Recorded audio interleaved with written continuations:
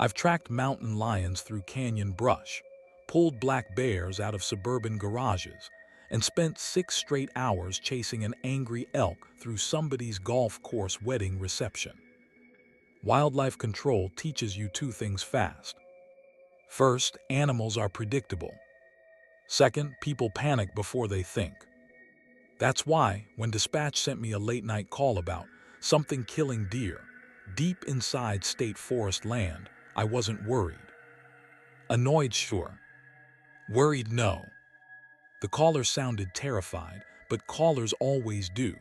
Every oversized coyote becomes a monster after dark. Then I reached the site, and nothing felt right. No insects, no wind, just silence thick enough to notice. If you spend enough years working outdoors, you learn forests are never truly quiet. Even empty woods breathe, leaves shift, branches creak, something always moves. Not there. The air felt paused. I found the tracks about 30 yards off the service road. At first glance, I thought bear. Large impressions, heavy weight distribution. Then my flashlight caught the spacing. Wrong. Too long between steps. Too deliberate. And whatever made them had been moving on 4 legs. I crouched beside one print and felt my stomach tighten. I'm talking to you directly here because I need you to understand something. I know tracks. That's my job. I've identified animals from half a paw mark pressed into mud after rain. These weren't wolf tracks. Not bear. Not cougar. Not anything filed inside my training manuals. The trees were worse. 3 pines near the trail edge carried deep gouges, running nearly 8 feet high. Fresh marks. Sap still leaking down the bark. Claw damage happens. Bears mark territory all the time. But bears don't carve through wood like somebody dragged industrial hooks down a telephone pole. I remember standing there with my flashlight aimed upward, forcing myself through logical explanations. Misidentified species. Tool damage. Hoax. Anything except the thought already forming in my head. Because professional control is easy when the world behaves normally. It's harder when your instincts start whispering that something is nearby, and you haven't seen a single bird, insect, or animal since arriving. Then I heard movement deeper in the trees. One sharp crack. Heavy. Intentional. Not running. Waiting. That was the first moment I realized this call wasn't about wildlife. Before I explain why, you need to understand what I do for a living. People hear wildlife control officer and imagine tranquilizer darts, majestic forests, and me wrestling alligators shirtless like some discount cable TV survival host. Reality is less glamorous. Most of my job involves raccoons committing home invasions, black bears discovering suburban garbage cans, and terrified homeowners reporting dangerous predators that turn out to be overweight golden retrievers. You'd be amazed how many emergency calls begin with somebody screaming about a wild animal and end with me returning a confused pet named Muffin to an embarrassed family. That routine does something to you. It builds confidence. Maybe too much. After enough years, you stop seeing forests as mysterious places.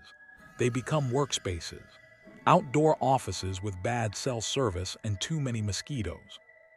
You learn trails, migration patterns, territory markers.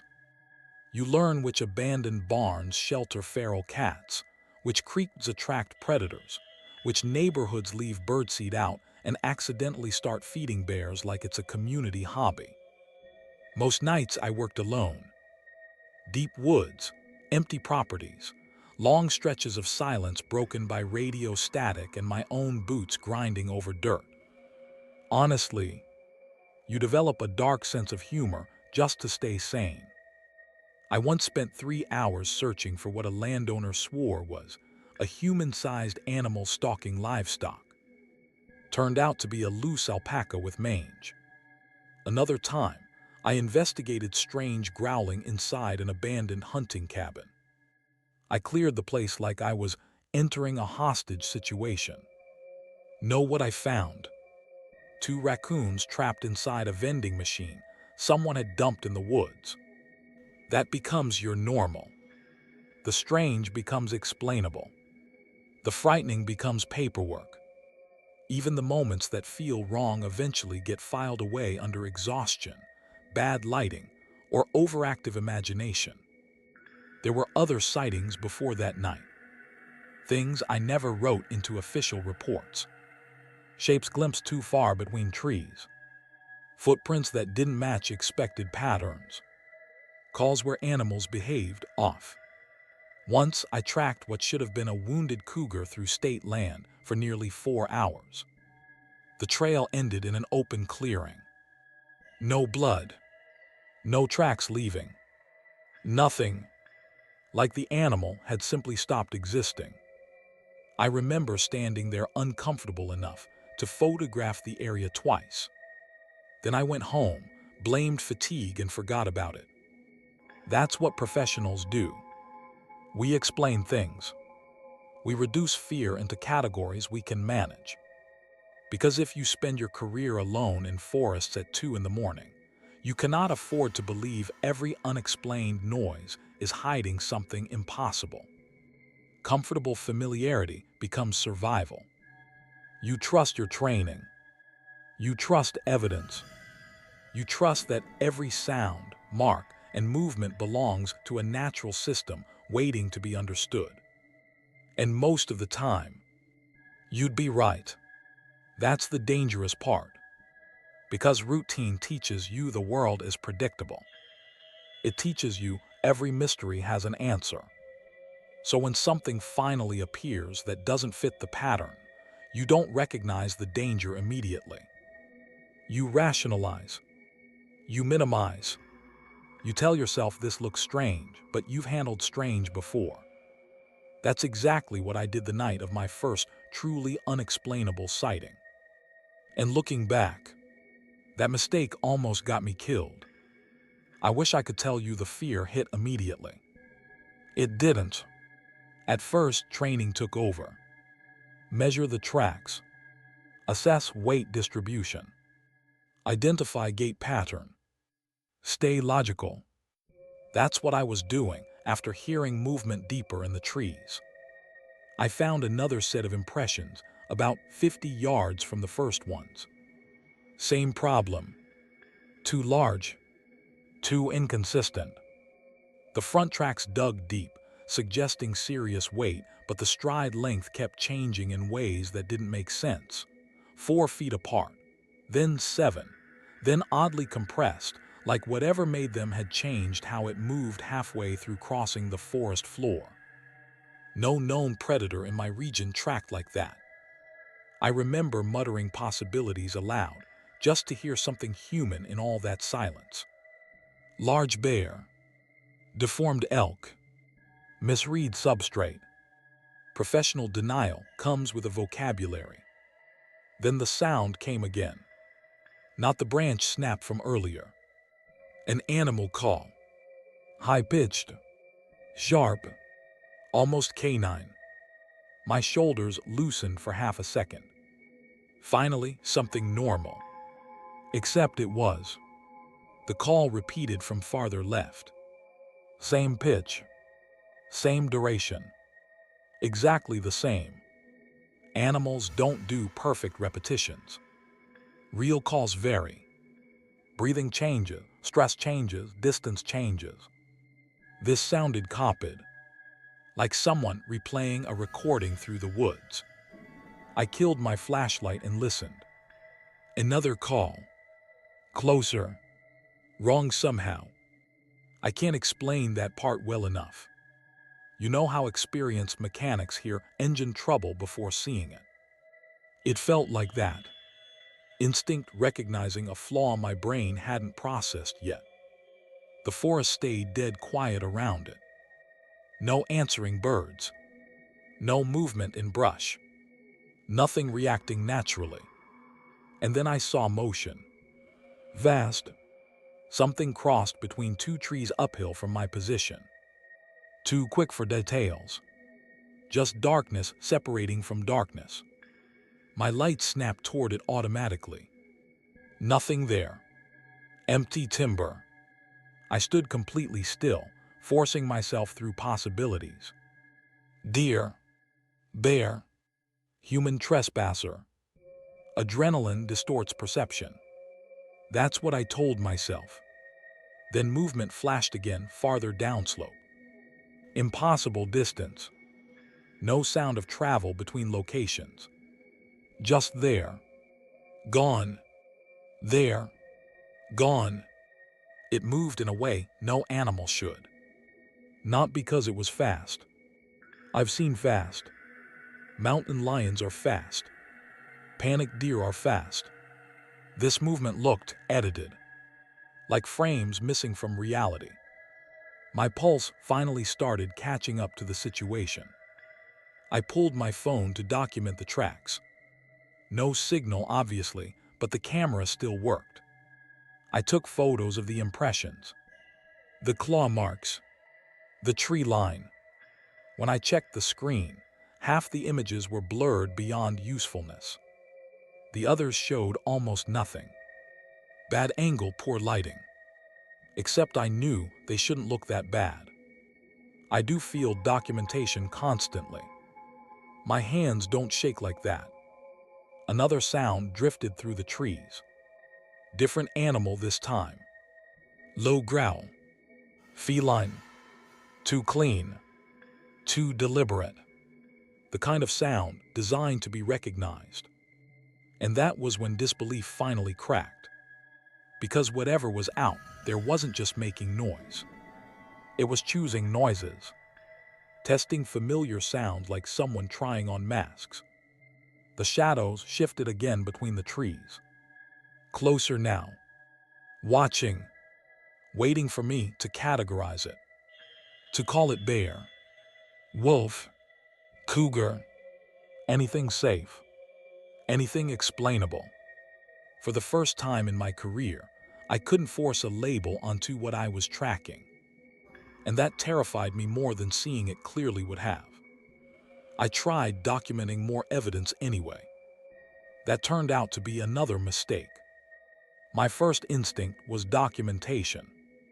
Not escape. Not backup. Evidence. That's the difference between civilians and people trained to explain dangerous things for a living.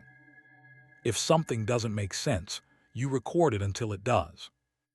I switched from my phone to my field camera, department issued, rugged, reliable, built for rain, mud, and operators dumb enough to drop expensive equipment down ravines. I photographed the tracks again. Close angles, wide shots, measurement references beside impressions. Standard procedure. The camera screen flickered once, then froze. No warning message.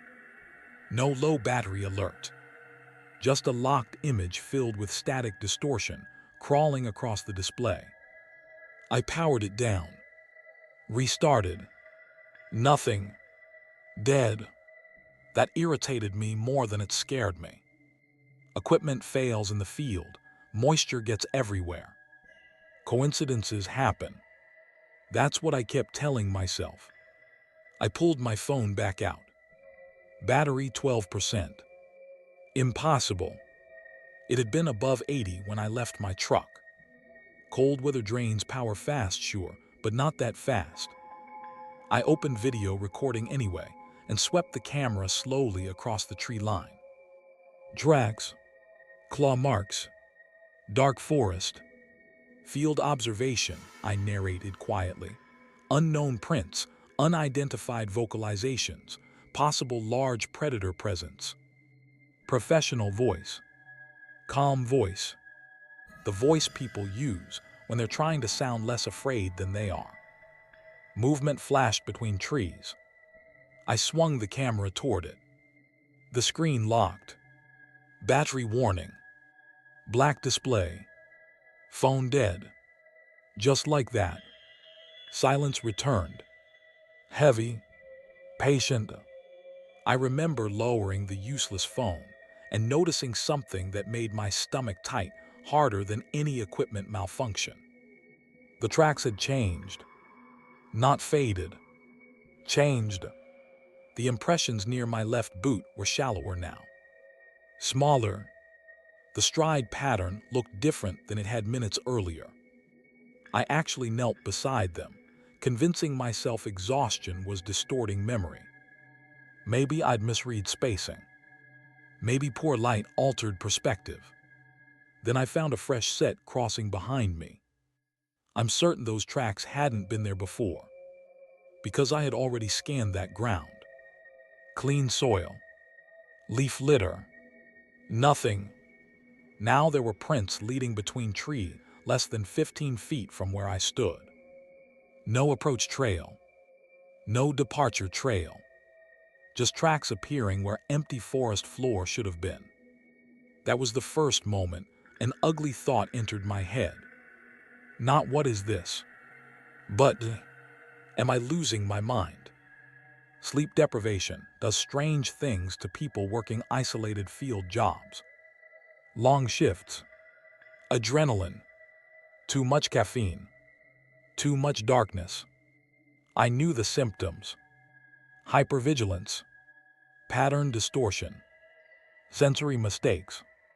By sunrise, I'd almost convinced myself that explanation fit.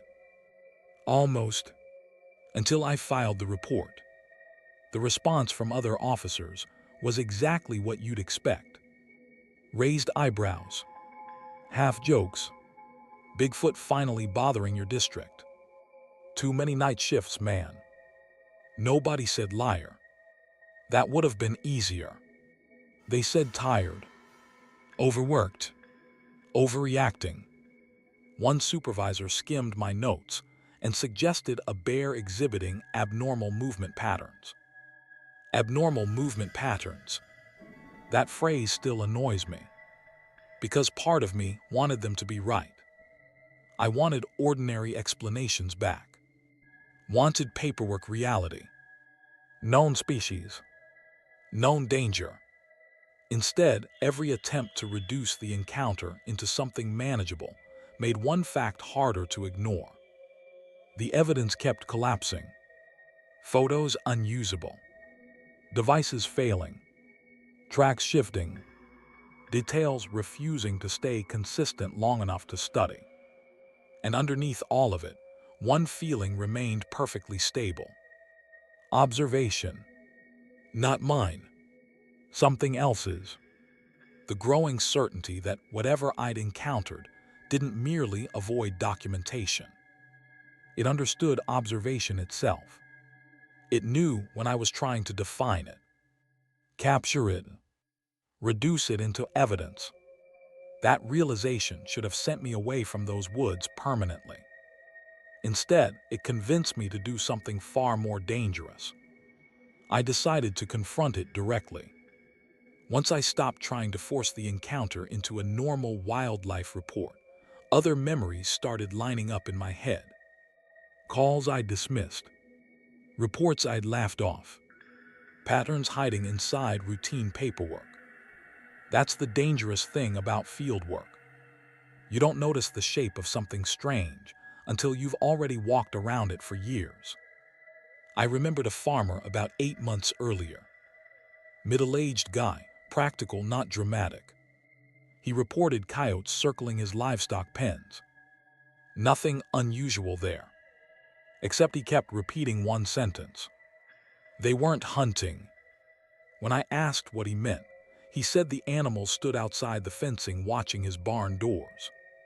Watching, not packing, not testing weak points.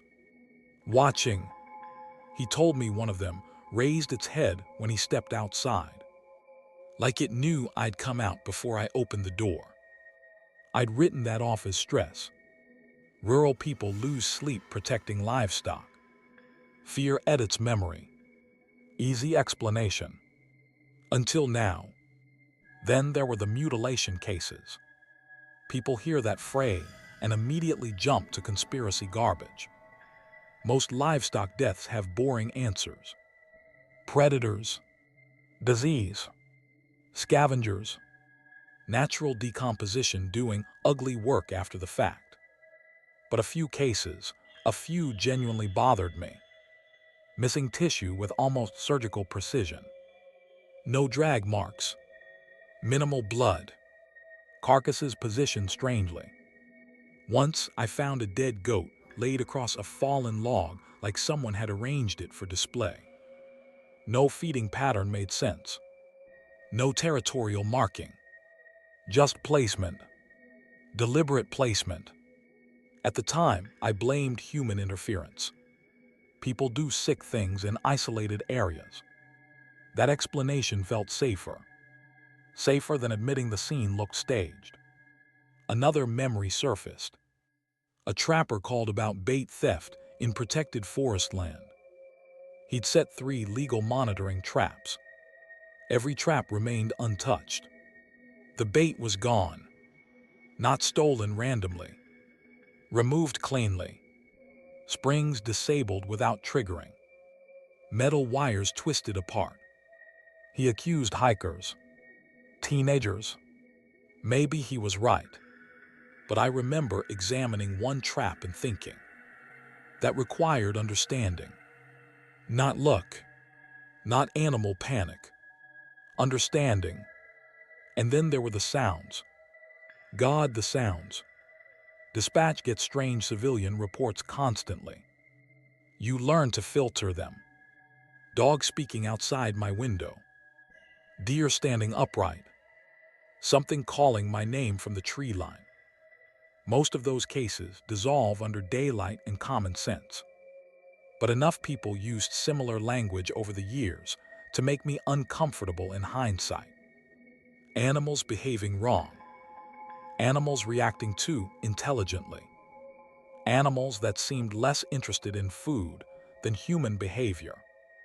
Studying routines. Testing boundaries. Avoiding predictable responses. Something studies, plans, and reacts. That thought settled into my mind slowly. Not dramatic revelation.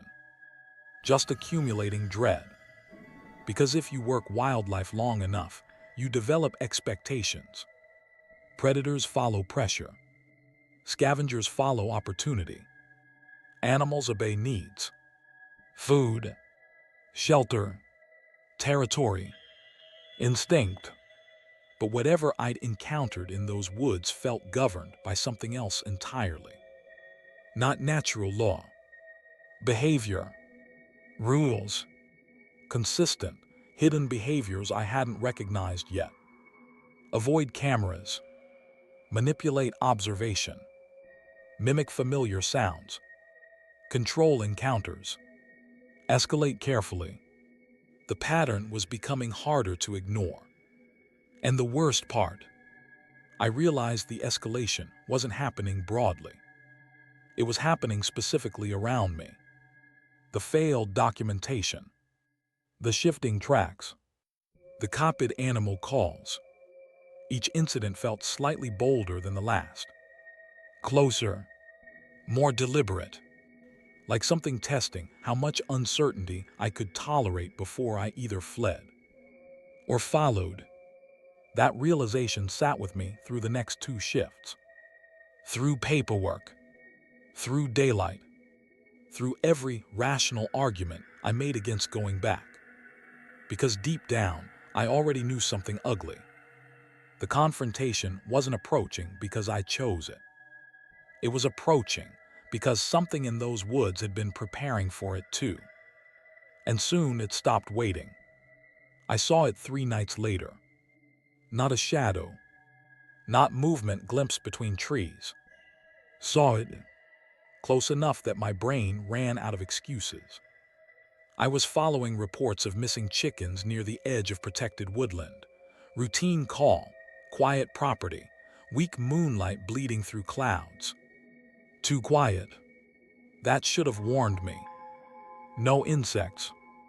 No distant animal noise. just wind pushing softly through pine branches. I found tracks behind the coop. Fresh, irregular, wrong. My flashlight followed them into dense timber maybe 40 yards from the property line, before I noticed something standing between the trees. Not moving. Watching. At first my brain labeled it human. Humans make sense. Trespasser. Hunter. Someone messing with livestock. Then it shifted. Not stepped. Shifted. Its outline changed subtly, like my eyes couldn't settle on its proportions. Too tall. No crouched. No standing straight again. I remember tightening my grip on the flashlight and actually whispering to myself, okay, what are you? Professional habit. Identify before reacting. But nothing about it matched known biology. Humanoid sometimes. Not consistently. Its shoulders looked wrong. Limbs too long 1 second, compressed the next depending on angle and movement. And the eyes. God. The eyes reflected my light immediately. Not ordinary Aishin. Not deer. Not bear. The reflection looked focused. Intentional. Like seeing another person maintain eye contact across a dark room. There was intelligence in that stare. Not animal curiosity. Recognition. Awareness. Something colder. Something almost amused. Every instinct I'd developed over years in the field began screaming conflicting instructions. Leave. Record evidence. Hold position. Back away slowly. Get closer. My hand drifted toward my dead phone in pure reflex before I caught myself. Right. Documentation. Because apparently some suicidal part of my brain still thought proof mattered. No sudden movements, I muttered under my breath. To myself. To it. I'm not sure. The creature remained perfectly silent. No breathing. No branch movement. No warning posture. That scared me more than aggression would have. Predators telegraph intent. Bodies communicate. This thing stood inside the trees like silence wearing a shape. Then it vanished. Not ran. Vanished. One blink. Empty trees. My flashlight swept wildly across trunks and undergrowth. Nothing. Adrenaline hit hard enough to make my fingers numb. Leave, I told myself immediately. Get back to the truck. Smart decision. Professional decision. Instead, I listened. Because something in the darkness had started circling. Soft movement. Impossible to pinpoint. Left side. Then behind. Then farther upslope. Silent travel broken by brief glimpses of motion that never lasted long enough to understand. I felt hunted. Not physically attacked. Assessed. Measured. And that changed the encounter from disturbing to personal. This wasn't an unknown animal avoiding human contact. This was interaction. Deliberate interaction. The realization landed like cold water down my spine. It could appear whenever it wanted.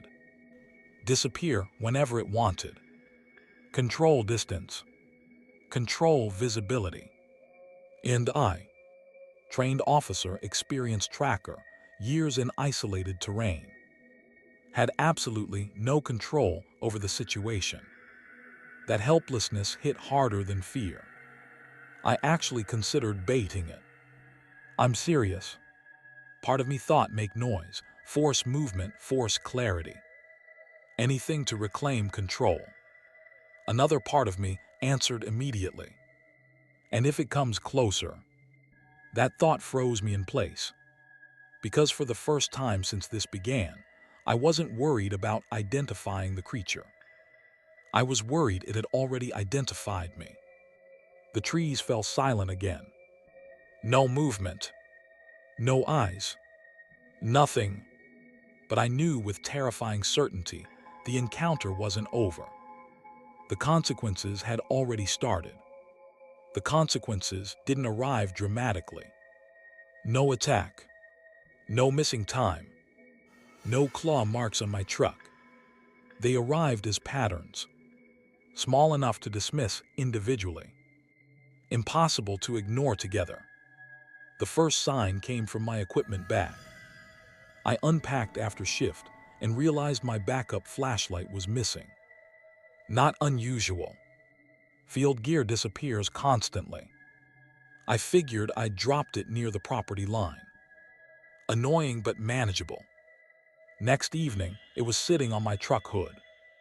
Mud-stained. Battery drained. I know exactly what some of you are thinking. You forgot you left it there. Fair assumption. Wrong. Because I lock my vehicle obsessively during field work. Habit. And because dried pine needles were jammed inside the flashlight clip. Forest debris. Not parking lot debris. I stared at that thing way longer than I'm proud of. That was when older conversations started replaying differently in my head. Comments from other wildlife control officers. Stories told half-jokingly during late reports and stale coffee breaks. Things I'd never taken seriously. One veteran officer used to say, certain zones belong to the woods after dark. We always mocked him for it. He'd shrug and say, laugh all you want. I don't take calls beyond Ridge Hollow after midnight. I thought he was superstitious. Burned out. Now I remembered the expression on his face when he said it. Not superstition. Experience. Another officer once warned me never to pursue unusual movement into dense timber at night. Not because of terrain danger. His exact words were, if something wants you deeper in the woods, don't help it. At the time, that sounded like poetic nonsense. Now, it sounded disturbingly practical. And then there was the strangest one. Never leave items behind. That rule came from a trapper liaison who worked remote monitoring zones. He told me abandoned gear behaved strangely in certain areas. Knives misplaced. Tools relocated. Equipment returned. Returned. We laughed so hard at that story somebody nearly spilled coffee across dispatch paperwork. I wasn't laughing anymore. The forest had rules. Not posted rules. Not environmental guidelines. Behavioral rules. Subtle ones. Dangerous ones. Don't enter certain areas after dark. Don't chase what you don't understand. Never corner it. Never leave things behind. And the unsettling part. Nobody explained these rules directly.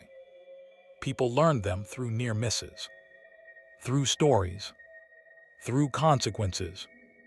Natural environment versus supernatural enforcement. That contrast kept grinding against everything I believed professionally. Forests obey ecosystems. Predators obey pressure. Danger follows understandable patterns. This felt different. Ordered. Intentional. Like the woods themselves operated under terms I hadn't agreed to, but was already participating in.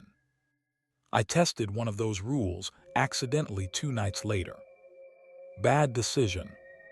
I followed unusual tracks into restricted timber, beyond a collapsed service road after sunset. Nothing dramatic about the setting. Just dense trees. Steep terrain. Fading light. Halfway through tracking, I realized I'd lost my bearings. Impossible. I navigate forests for a living. Yet every route downslope curved me back toward the same clearing. Same fallen cedar. Same broken stump. Same feeling of being watched. I pushed deeper out of stubbornness. That's when I heard movement ahead. Close. Deliberate. My pulse kicked hard. Finally. Contact. I moved faster. Too fast. Chasing. Breaking another rule before I fully understood it. The movement stopped instantly. Silence crashed down around me. Then something hit the trees behind me. Not visible. Not identifiable. Just sudden impact. Branches snapping violently somewhere I had been standing less than 30 seconds earlier. Warning shot. Territory correction. Message received. I backed out slowly without pretending bravery. No pursuit followed. No sounds. No victory. Just the overwhelming understanding that the forest had demonstrated something important. These rules weren't folklore. They were enforced. And I was getting dangerously close to learning exactly how. I broke the rule without realizing it. That's the problem with hidden rules. You don't know you've violated them until enforcement begins. The mistake was stupid, small, embarrassingly human. I left my flashlight behind. Not dropped, not lost. Set down beside a marked trail junction while checking damaged fencing near state woodland. Routine task. Phone call from dispatch distracted me. By the time I noticed the missing flashlight, I was already half a mile away. Normal situation. Annoying, nothing more. I turned back after dark to retrieve it. That decision almost got me killed. The trail felt wrong immediately. Not visually wrong. Atmospherically wrong. Too quiet. Air heavy. Forest sound reduced to distant wind, and my own boots against dirt. I found the flashlight exactly where I'd left it. Standing upright. Switched on. I hadn't left it on. My stomach tightened.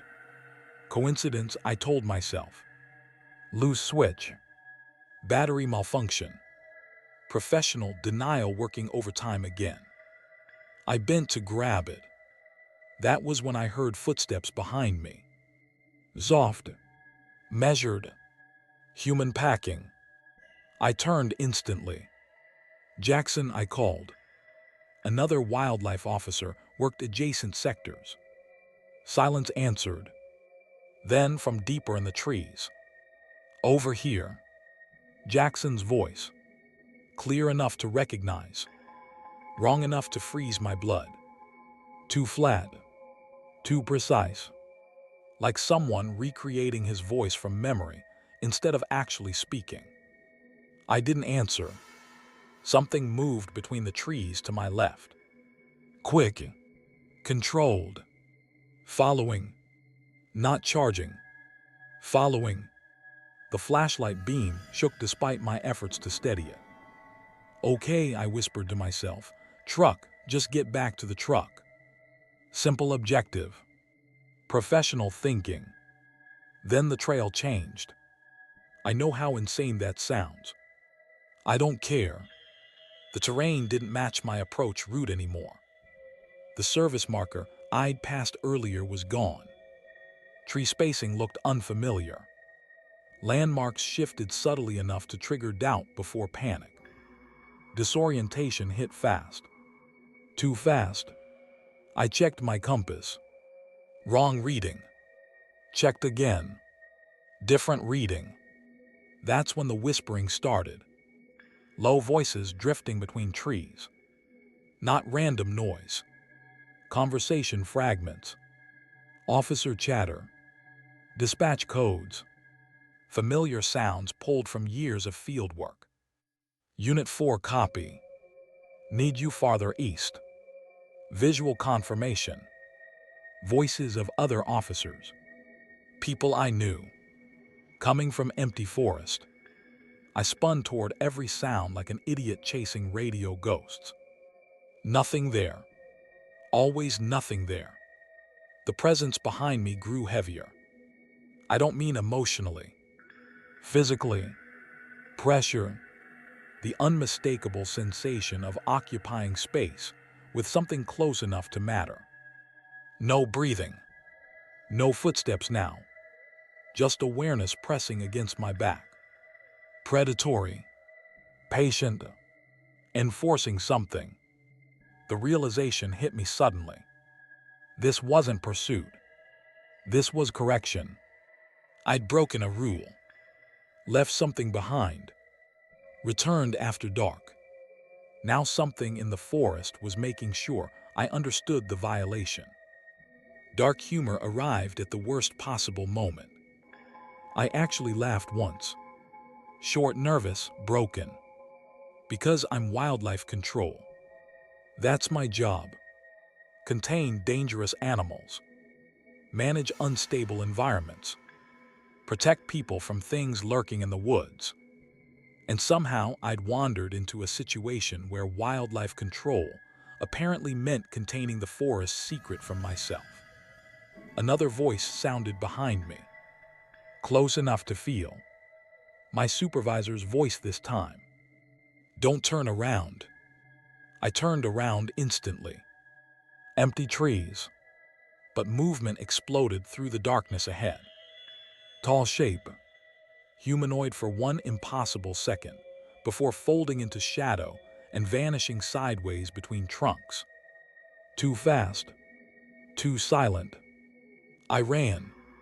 Professional pride can judge me later. I ran hard downhill toward where my truck should have been. Branches clawed my face. The forest warped around adrenaline and confusion. Voices followed without footsteps. Not chasing, guiding, manipulating, trying to redirect me. Left, right, stop, turn back. Every instinct screamed contradiction. Then headlights appeared through trees. My truck. Real. Stationary. Salvation. I hit the driver's seat, breathing like I'd survived a drowning. Locked doors immediately. Hands shaking. The forest outside remained completely silent. No movement. No figure. Nothing observable. Just darkness watching from beyond the beams. I escaped. Barely. But sitting there gripping the steering wheel, one truth settled into place with brutal clarity. The stakes were no longer theoretical. Whatever enforced the forest rules had stopped treating me like an observer. I was involved now. Nobody trains you for acceptance. Wildlife officers train for escalation. Containment. Risk assessment. Weapons qualification. Emergency response. The professional instinct is always the same. Understand the threat, establish control, solve the problem. That mindset nearly got me killed. Because some environments don't want control. Some things survive specifically because human understanding doesn't apply to them. I stopped trying to win against the forest after the chase. That sounds dramatic. It was. It looked like routine adjustments. Small behavioral changes. Practical compromises. Survival disguised as professionalism. I stopped entering certain sectors after dark unless absolutely unavoidable. Not because of official policy, because I learned those places changed at night. Silence behaved differently there. Navigation behaved differently there. Observation behaved differently there. I never tracked unusual movement alone anymore. That rule mattered. Working solo is normal in wildlife control. Independence becomes habit, but habits evolve around danger. I noticed other officers doing the same thing quietly. Unspoken routines, extra equipment checks, route adjustments nobody documented, people declining certain calls without obvious explanation. Nobody discussed it openly. They didn't need to. The silence itself communicated enough. Shared survival tends to do that. And yes, I started leaving things behind deliberately. Before you judge me, understand something. I'm not talking about rituals. No occult nonsense. Just respect. Small offerings to the environment, if you want to call them that. Food wrappers packed out carefully. Damaged equipment removed immediately. Nothing abandoned casually. Nothing forgotten.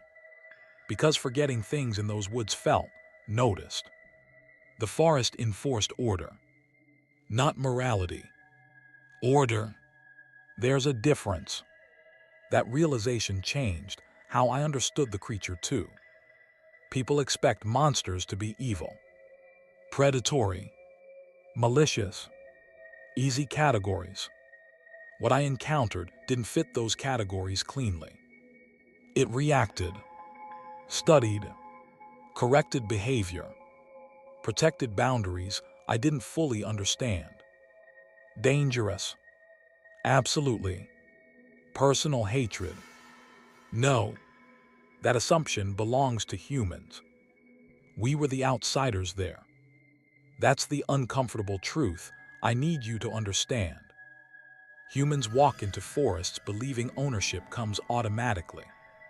Maps, property lines, trail systems, GPS coordinates. We convince ourselves wilderness becomes understandable because we've measured pieces of it.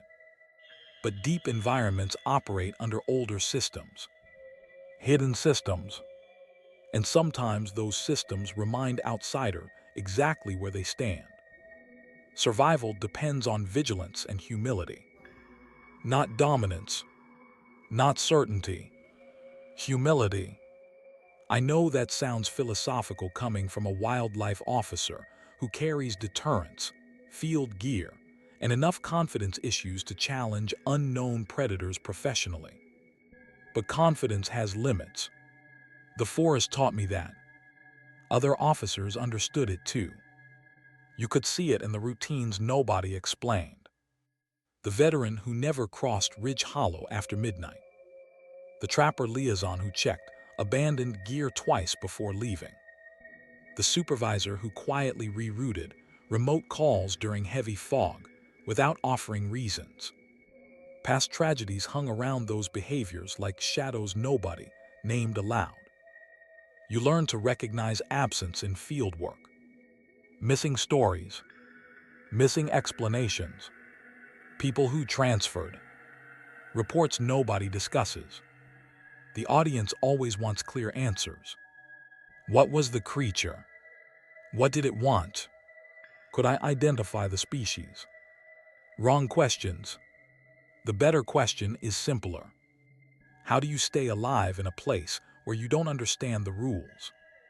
My answer isn't satisfying. You listen. You adapt. You stop assuming you belong everywhere. Because unseen threats are everywhere in forests. Most are natural.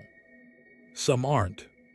And the difference between surviving and disappearing might be nothing more than recognizing which order you've stepped into before it notices you breaking it. That's the warning I need to leave you with. If you've made it this far, you're probably waiting for the part where I tell you exactly what I encountered. Species classification, hidden predator, government experiment, cryptid checklist, something clean enough to file inside a category and safely discuss in comment sections.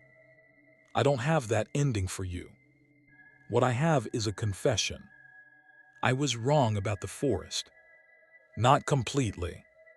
Professionally, I still understand ecosystems, predator behavior, migration patterns, environmental stress responses, all the ordinary realities that actually matter in wildlife work.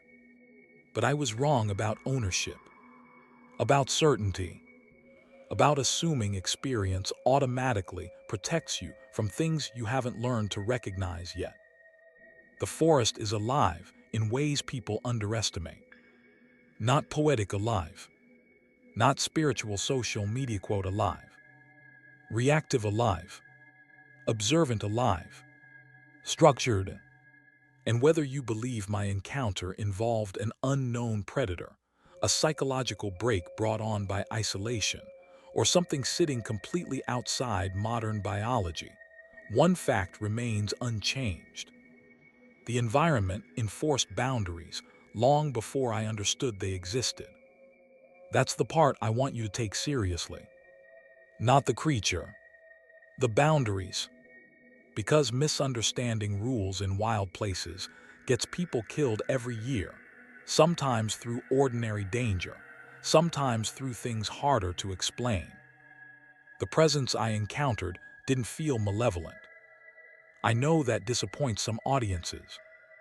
We like simple villains, simple monsters, easy fear. This wasn't easy fear. It felt protective, territorial, corrective, like I'd mistaken restricted ground for public access, simply because no visible fence existed. And the consequences came from ignorance, not hatred. That distinction matters. I still work wildlife control, still answer strange calls, still spend nights in forests, abandoned properties, and isolated stretches of terrain where radios fail and darkness becomes a physical thing pressing against your shoulders. But I work differently now. I respect areas that feel wrong. I leave when instinct overrides curiosity. I don't chase every unexplained sound into deep timber after midnight just because my job title tells me I should be fearless. Fearlessness is overrated. Pattern recognition keeps people alive far longer. Some of the older officers understood that all along. I just mistook their caution for superstition. That was my mistake. So here's my direct warning to anyone listening: hikers, campers, hunters, urban explorers, amateur trackers, people convinced wilderness is just scenery with better lighting. Don't assume remoteness equals emptiness. Don't assume maps mean control. And if you ever find yourself alone somewhere unmonitored, somewhere the forest goes too quiet, somewhere familiar rules stop behaving predictably, pay attention. You don't have to believe every scary story you hear. You shouldn't. Skepticism is healthy. But arrogance gets carried into search reports. I'm not asking you to fear every tree line or abandoned trail. I'm asking for humility, respect, the understanding that humans are visitors in more places than we like admitting. If you've had strange experiences in isolated woods, deep parks, remote properties, things you still can't explain cleanly, I'd genuinely like to hear them. Not because I'm hunting confirmation, because patterns matter. Sometimes people notice pieces of dangerous systems long before they understand what they're looking at. As for me, I survived because I finally stopped treating the forest like a problem waiting to be solved. That's enough. That's the ending. No hidden reveal. No sequel waiting beyond the tree line. Just a lesson learned the hard way. So if you ever wander where no one should, remember, some things aren't animals. And breaking the forest rules isn't an option.